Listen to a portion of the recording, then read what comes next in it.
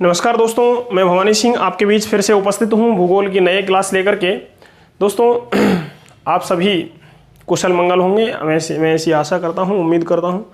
दोस्तों पिछले वीडियो में हमने पढ़ा था पृथ्वी की आंतरिक संरचना के विषय में विभिन्न परतों की जानकारी, जो हमें दी थी एडवर्ड स्ट्रेस महोदय ने, जिसने 3 परतें बताई थी, सियाल, सीमा और निफे।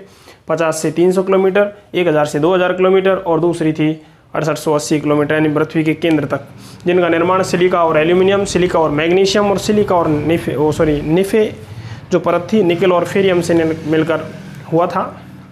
दोस्तों आज की कक्षा में हम नवीन वर्गीकरण पढ़ेंगे पृथ्वी की आंतरिक संरचना का, कि पृथ्वी की आंतरिक संरचना के विषय में भूकंप विज्ञान के जो साक्ष्य प्राप्त हुए हैं, उन साक्ष्यों के आधार पर जो नवीन वैज्ञानिक वर्गीकरण प्रस्तुत किया गया है, इस नवीन वैज्ञानिक वर्गीकरण में कितनी परतें हैं और कौन सी परत किससे निर्मित है, उसका घनत्व कितना है। दोस्तों हम वीडियो में आगे बढ़े उससे पहले आप चैनल को सब्सक्राइब कर दीजिएगा अगर नए हैं तो, और बेल आइकन को प्रेस कर दीजिएगा, जिससे आने वाले हर वीडियो का नोटिफिकेशन आपको सबसे पहले प्राप्त हो सके। दोस्तों वीडियो को ज़्यादा से ज़्यादा शेयर कीजिएगा ताकि आपको तो फ़ायदा मिले, साथ ही साथ आपके साथियों को भी मिले। मित्रों कल किसी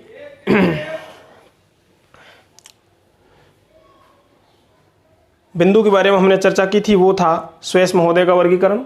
आज का विषय है नवीन वर्गीकरण भूकंप विज्ञान के साक्ष्यों के आधार पर पृथ्वी की आंतरिक संरचना का। ये विभिन्न विद्वानों द्वारा दिया गया है, विभिन्न विद्वानों द्वारा ये मत प्रस्तुत किया गया है। मित्रों इसकी हम चर्चा करें तो 3 परतों में विभाजित किया गया नवीन वर्गीकरण के अनुसार। सबसे जो बाहरी परत है, सबसे बाहरी परत का नाम इसमें दिया गया है क्रस्ट। क्रस्ट या भूपर्पटी। दूसरे नंबर की जो परत है इसका नाम दिया गया है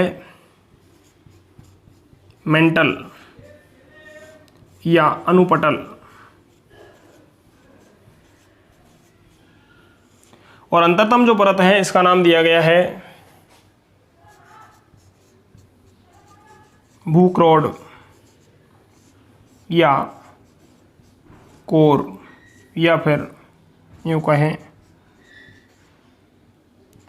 अंतरतम। इन 3 परतों में विभाजन किया गया है, जो किसके आधार पर है?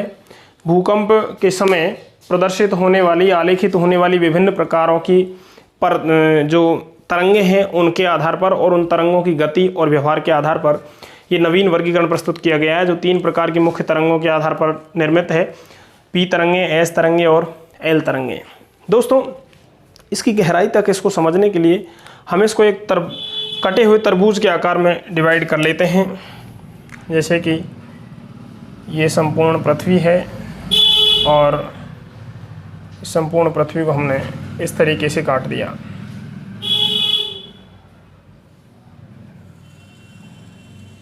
ये सबसे जो बाहरी परत है इसका नाम रखा गया है क्रस्ट या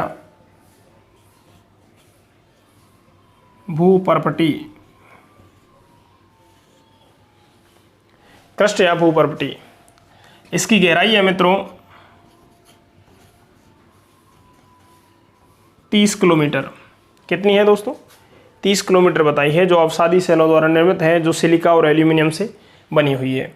दोस्तों दूसरी जो इम्पोर्टेंट परत है उसका नाम बताया गया है मेटल, जिसकी गहराई बताई गई है 2900 किलोमीटर। और तीसरी जो परत है ये है आपकी मेटल, या फिर दूसरा नाम है इसका अनुपटल।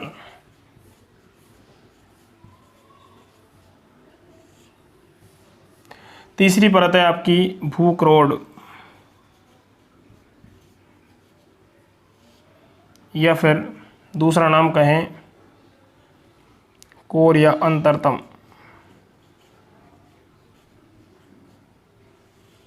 अंतरतम इसकी गहराई है 6371 किलोमीटर। यहाँ का दोस्तों घनत्व है 5.5 ग्राम प्रति घन सेमी। इसका घनत्व है 3.3, इसका है 5.5, यहाँ का है 2.9 और यहाँ का है 16.3 है लमसम 13.6 सॉरी 13.6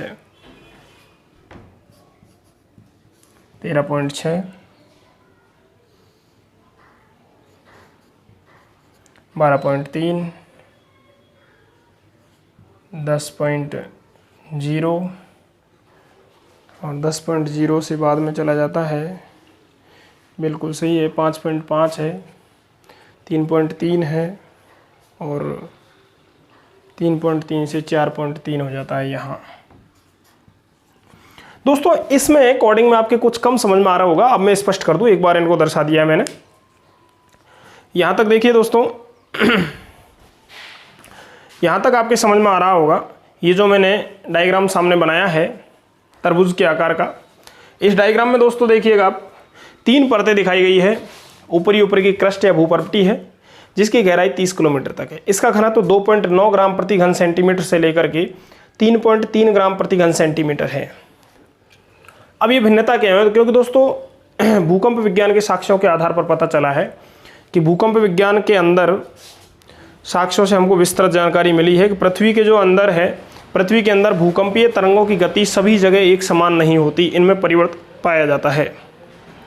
क्यों पाया जाता है? क्योंकि वैज्ञानिकों ने बताया है कि भूगर्भ के अंदर कुछ ऐसे स्थान हैं जहां भूकंपीय तरंगों की गति और व्यवहार में अचानक परिवर्तन आ जाता है। अब ये अचानक परिवर्तन क्यों आता है मित्रों? भूकंपीय तरंगों की गति और व्यवहार में अचानक परिवर्तन आता है। कुछ ऐसे क्षेत्र हैं जहां के ताप और दाब में विविधता पाई जाती है, आंतरिक ताप और दाब में विविधता पाई जाती है। इसके कारण इन क्षेत्रों को असंबद्धता क्षेत्र कहा जाता है। क्या कहा जाता है? असंबद्धता क्षेत्र या डिसकंटिन्यूटी जोन, इन क्षेत्रों को। अब ये डिसकंटिन्यूटी जोन जो है वो टोटल पृथ्वी पर कितने हैं? पहला है जो आपकी क्रस्ट को 2 भागों में बांटता है, कोनार्ड असंबद्धता। दूसरा है जो क्रस्ट को मेटल से विभाजित करता है, मोहविशिक असंबद्धता। तीसरा रेवेटी असंबद्धता है जो मेटल को क्रोड से अलग करता है। तीसरा रेवेटी असंबद्धता है जो बाह्य मेटल को आंतरिक मेटल से अलग करता है। चौथा गुटेनबर्ग असंबद्धता है जो क्रोड को मेटल से अलग करता है। और 5वां है आपका लास्ट लेहमैन असंबद्धता जो भूक्रोड को 2 भागों में बांटता है। अब इसको स्पष्ट समझ लीजिएगा आप इधर की तरफ देखिए दोस्तों, वो का वही डायग्राम में इधर की तरफ भी प्रदर्शित कर रहा हूँ आपके सामने। ये विभिन्न 6 परतें कैसे हैं, ये 5 जो हैं असंबद्धता क्षेत्र कौन कौन से हैं? ये हो गई आपकी क्रस्ट, ये हो गई आपकी मेटल और ये हो गई कोर। ठीक है। अब यहाँ एक असंबद्धता क्षेत्र पाया जाता है, यहाँ ये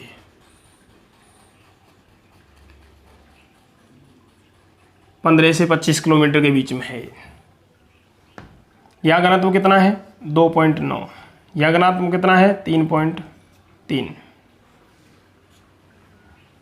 और अगला असंबद्धता क्षेत्र है यहाँ,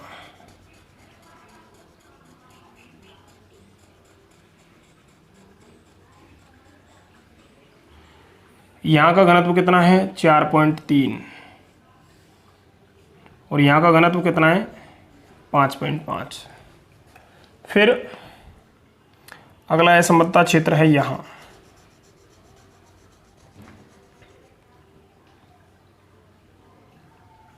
यहाँ का घनत्व कितना है? 10। यहाँ का घनत्व कितना है? 12.3। और फिर इसके बाद यहाँ की हम चर्चा करें तो यहाँ का घनत्व है 13.3 से 13.6। तो दोस्तों ये 6 परतें हो गई। पहला जो असंबद्धता क्षेत्र है, इस असंबद्धता क्षेत्र का नाम है कोनार्ड असंबद्धता। कोनार्ड। दूसरे का नाम है महोविशिक। महोविशिक असंबद्धता। तीसरे का नाम है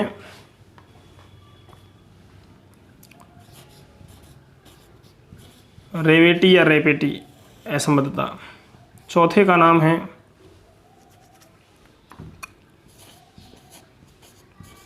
गुटेनबर्ग असंबद्धता।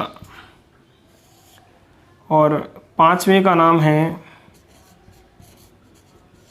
लेहमैन असंबद्धता।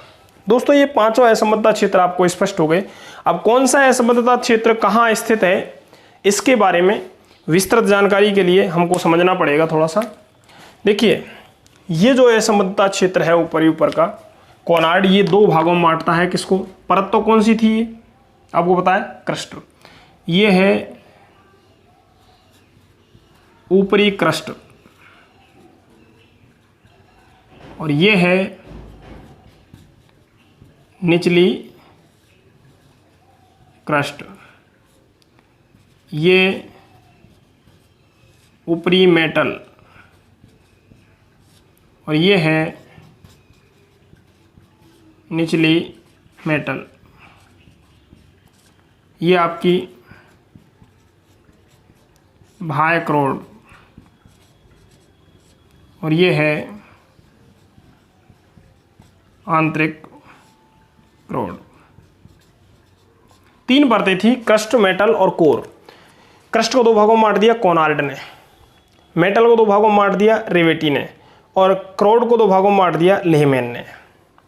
अब वो प्रश्न पूछता है कि साहब सबसे ज़्यादा घनत्व कौन सी परत का पाया जाएगा? तो आंतरिक क्रोड का। और डायरेक्ट नाम पूछता है तो आप लिख दो क्या? क्रोड लिख दो। तो ये दोस्तों आधुनिक वर्गीकरण है। तीन परतें बताइए है पृथ्वी के अंदर कौन कौन सी। अब इनकी गहराई की हम चर्चा करें तो साहब बोला साहब आपने ये बता दी 30 किलोमीटर तक, ये 2900 तक और ये 6350, लेकिन बीच की परतों का घनत्व वो नहीं बताई गहराई। तो इसकी गहराई है 30 किलोमीटर, इसकी गहराई है 700 किलोमीटर, ये है 2900, ये है 5150 और ये है 6371 किलोमीटर। दोस्तों ये आपकी 12 से 15। तो ये ऊपरी क्रस्ट की आपसे नहीं पूछेगा, केवल क्रस्ट की पूछता है जो 30 किलोमीटर लिखनी है आपको। ये लिखने और याद रखने का विषय भी नहीं है, कोई खास बात नहीं है, इसको छोड़ो आप। ऊपरी मेटल की गहराई है 700 किलोमीटर तक, इसकी गहराई है 2900 तक, निचली मेटल की बाह्य क्रोड की 5150। अब ये मैंने किलोमीटर क्यों लिखा है? ये मैंने किलोमीटर इसलिए लिखा है ताकि आपसे असंबद्धता क्षेत्र के बारे में पूछे कि साहब कोनार्ड असंबद्धता किन किन परतों को विभाजित करती है। तो कोनार्ड असंबद्धता ऊपरी क्रोड को, ऊपरी क्रस्ट को निचली क्रस्ट से अलग करती है। बोला साहब महोविशिक असंबद्धता कौन सी है? कि महोविशिक असंबद्धता क्रस्ट को मेटल से अलग करती है, निचली क्रस्ट को ऊपरी मेटल से। रेपेटी कौन सी है? कि साहब रेपेटी असंबद्धता जो है वो ऊपरी क्रस्ट मेटल को निचली मेटल से अलग करती है। गुटेनबर्ग क्या करती है? गुटेनबर्ग निचली मेटल को बाह्य क्रोड से अलग करती है। और लेहमैन क्या करती है? बाह्य क्रोड को आंतरिक क्रोड से अलग करती है। ये तो जटिल प्रश्न हो गया। इजी प्रश्न पूछेगा तो सीधा सीधा पूछेगा क्रस्ट को मेटल से अलग करने वाली असंबद्धता कौन सी है? तो आपको डायरेक्ट लिखना है क्या? महोविशिक असंबद्धता। फिर वो पूछेगा कि मेटल को क्रोड से अलग कौन सी करती है? तो वो बताना है आपको गुटेनबर्ग असंबद्धता। असंबद्धता क्षेत्रों के बारे में पृथ्वी की आंतरिक संरचना के विषय में सबसे ज़्यादा पूछे जाने वाले प्रश्न हैं दोनों। क्रस्ट को मेटल से अलग करने वाला असंबद्धता महोविशिक और मेटल को क्रोड से अलग करने वाला गुटेनबर्ग। बाकी जो तीन है ये इन्हीं परतों का विभाजन करते हैं। कोनार्ड क्रस्ट को दो भागों में बांटता है, रेवेटी मेटल को दो भागों में बांटता है और लेहमैन इसको दो भागों में बांटता है। औसत घनत्व की पृथ्वी की बात करें तो औसत घनत्व पाया जाता है 5.5 ग्राम प्रति घन सेमी। दोस्तों वीडियो कैसा लगा आपको? अच्छा लगा हो तो लाइक करें, कमेंट्स करें, ज़्यादा से ज़्यादा शेयर करें और चैनल को सब्सक्राइब करने के बाद बेल आइकन को दबाना नहीं भूलें, क्योंकि आपके चैनल को सब्सक्राइब करने से फ़ायदा ये होगा कि आने वाले हर वीडियो का नोटिफिकेशन आपको तुरंत मिल जाएगा। धन्यवाद दोस्तों, आज के लिए इतना ही। अगले वीडियो में फिर मिलेंगे। विदा लेते हैं आपसे। जय हिंद, जय भारत।